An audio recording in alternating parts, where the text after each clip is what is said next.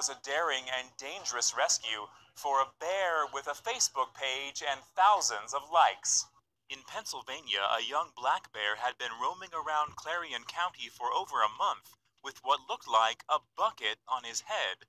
The Pennsylvania Game Commission says they tried to set a trap, but it took these good Samaritans to finally get the job done.